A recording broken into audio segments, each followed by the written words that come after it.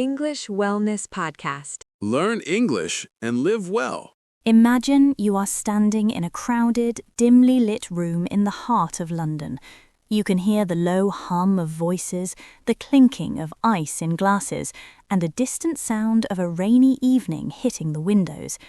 You are at a networking event for a job you really, really want.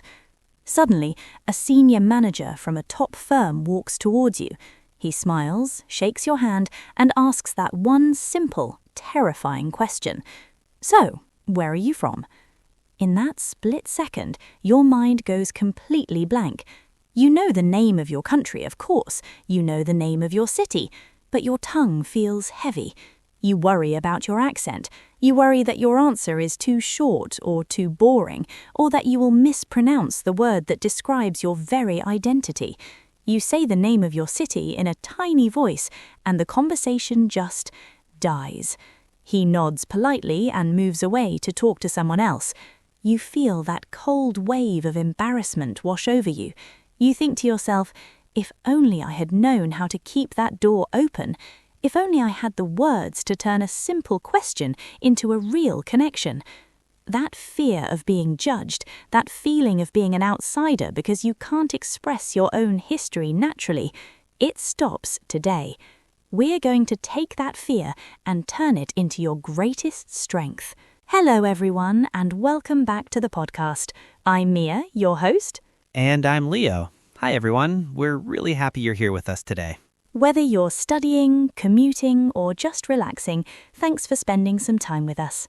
Mia, that story you just told, I felt it in my chest. I've been that person, standing there, feeling like my English is a wall between me and the person I want to talk to. It's not just about the words, is it? It's about feeling like you belong in the room. Exactly, Leo. Where are you from is often the very first bridge we build with another human being. If the bridge is shaky, the rest of the conversation feels unstable. But when you answer with confidence and a little bit of your own story, people lean in. They want to know more. Today, we're going to give everyone listening the tools to build a bridge that is strong, beautiful, and uniquely theirs. I'm ready. I want to move past the one-word answers. I want to sound like I actually live in the world, not just in a grammar book. Where do we start? We start with the absolute basics, but we're going to give them a natural, soulful twist. Most people learn to say, I am from, followed by their country. It's correct, but in a cozy coffee shop in New York or a pub in Manchester, it can sound a bit like a robot. Let's soften it. Let's make it human.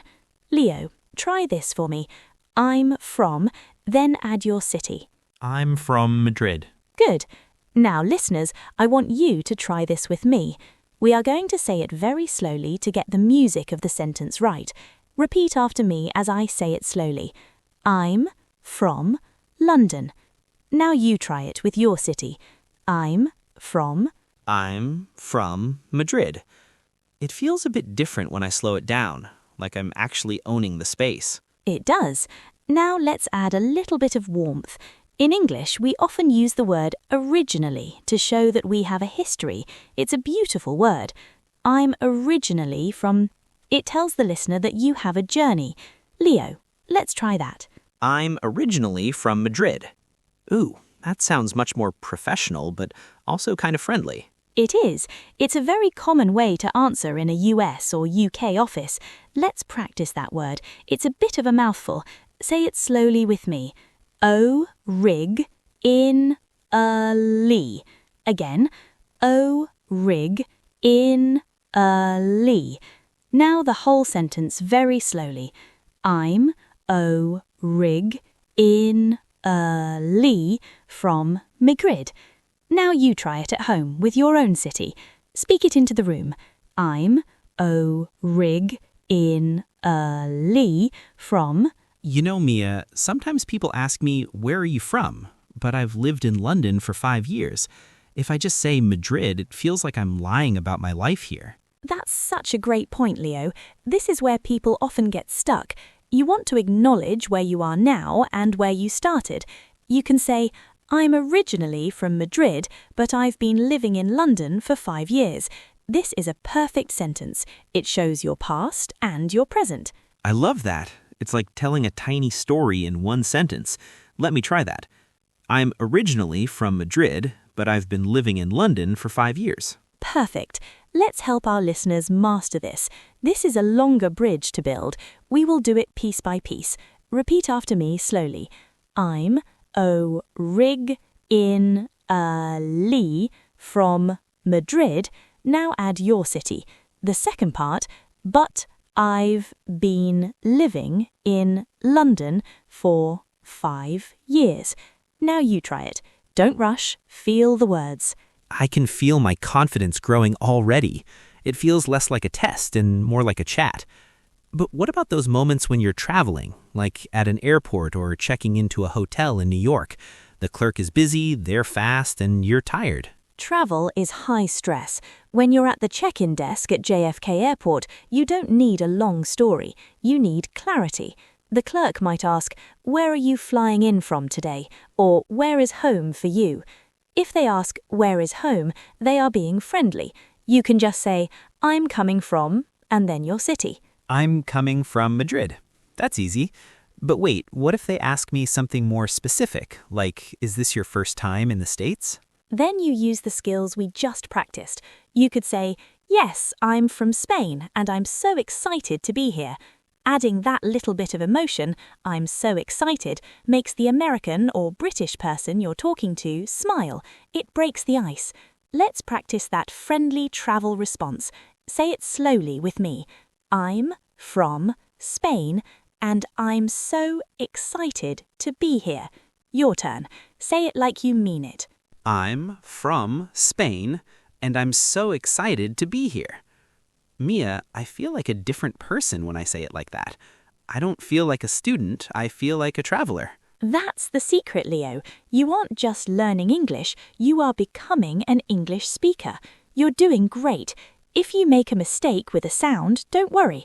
The person at the airport cares about your destination, not your perfect grammar, but they will love your energy. Okay, let's move to something a bit more difficult. The office. I'm in a meeting in Chicago. We're waiting for the presentation to start. Someone turns to me and says, "So, Leo, what part of the world do you call home?" That's a fancy way of asking, isn't it? It is. It's a bit more poetic. What part of the world do you call home? They want to know your roots. In a professional setting, you can use the word based. It's a very powerful professional word. You can say, "I'm based in Madrid, but I travel quite a bit for work." Based in. That sounds so sophisticated. I'm based in Madrid. It really does. It sounds like you are an international professional. Let's teach everyone that one. It's short but strong. Repeat slowly after me. I'm based in Madrid. Try it again. Focus on the D sound at the end of based. I'm based in New York. Now you. Try it with your city. I'm based in Madrid. I love that. It makes me feel like I have a big office with a view. You might one day. Now, what if you want to explain that you've moved around a lot? This is common for many of our listeners. Maybe you were born in one place but grew up in another.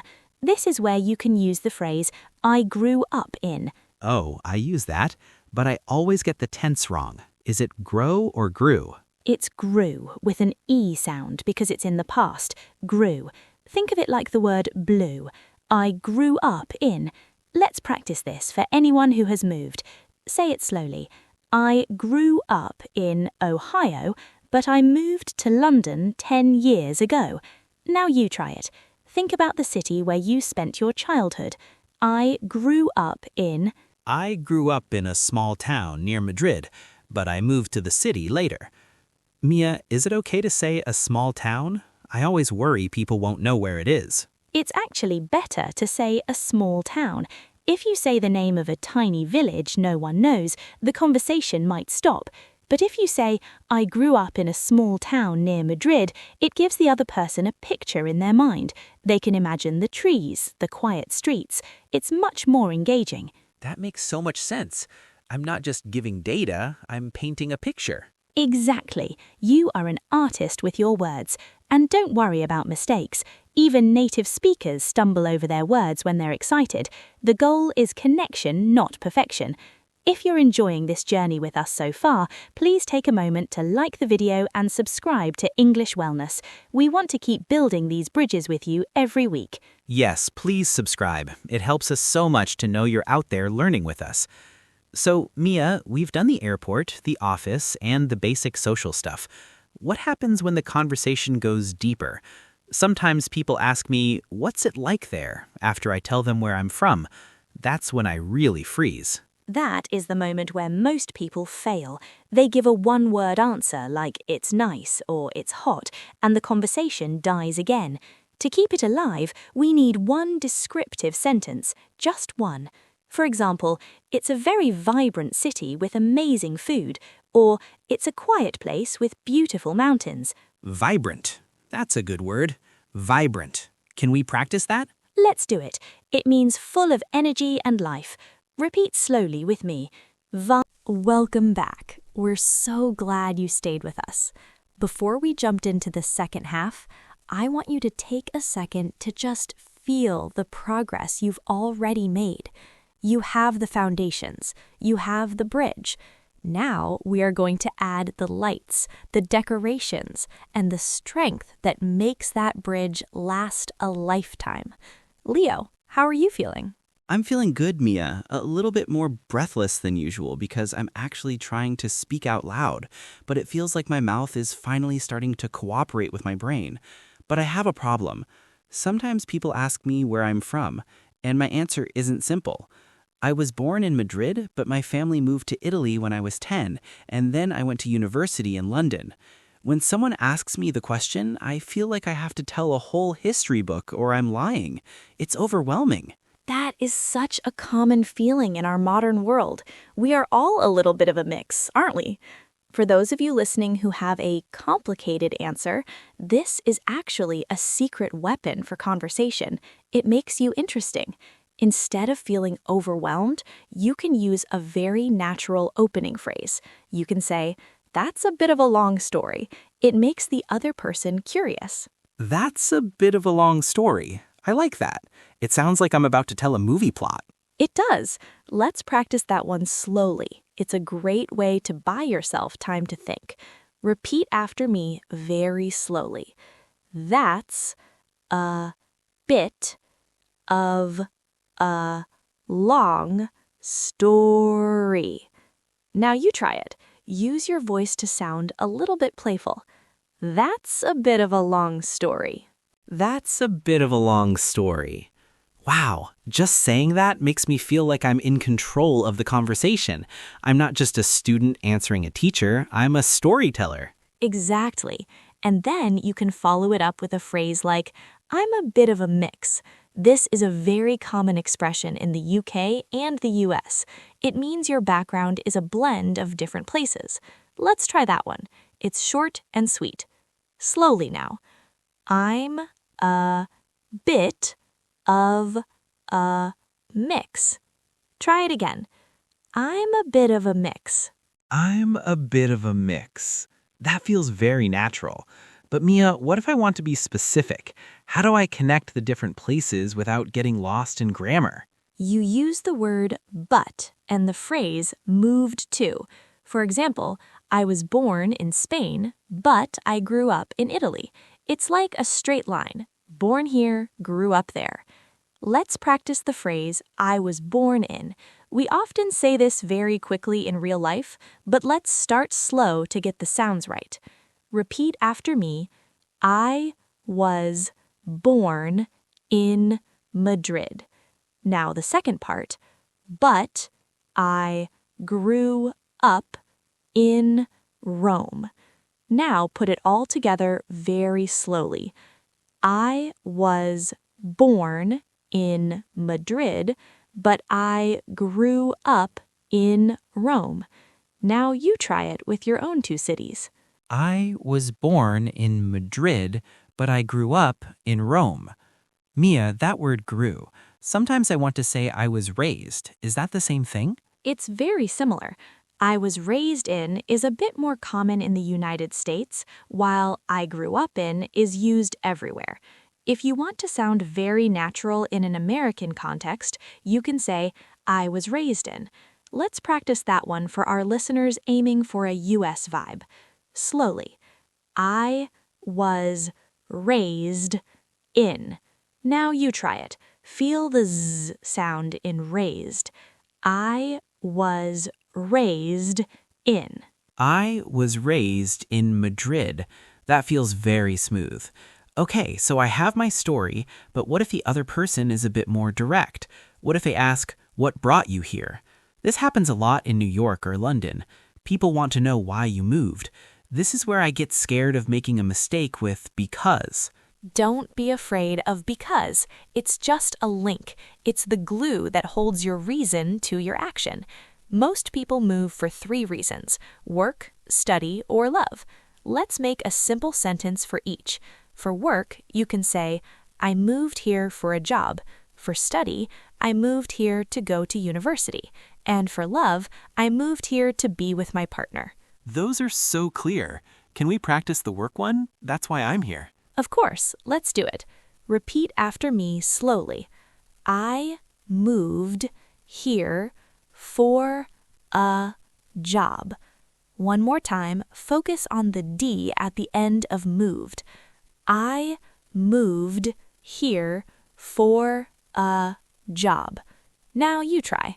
I moved here for a job. I feel like if I say that to my boss, he'll think I'm very confident. He will. Now let's try the university one, as we have many students listening. Slowly. I moved here to go to university. That's a long word. Let's do it again. University. The whole thing now. I moved here to go to university. Your turn. I moved here to go to university. It's like a song when you say it like that. It is. Language has a rhythm. When you find the rhythm, you find the confidence. Now let's look at a social situation. You're at a party in a flat in London. It's loud, there's music, and someone asks, how do you like it here so far? This is related to where you're from because they're comparing your home to your new life. Oh, I know this one.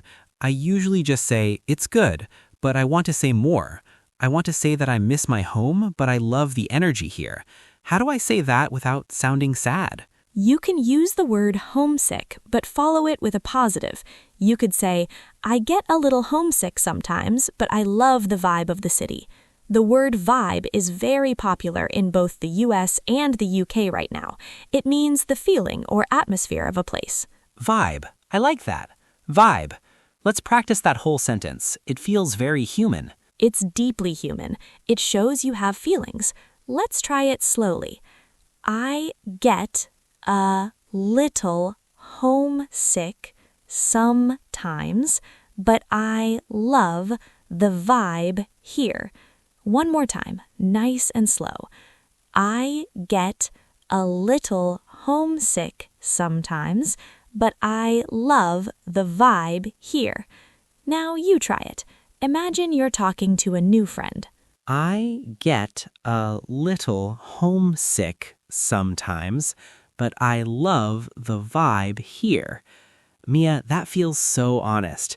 It makes me feel like I'm actually making a connection, not just practicing grammar. That's the whole point of English Wellness, Leo.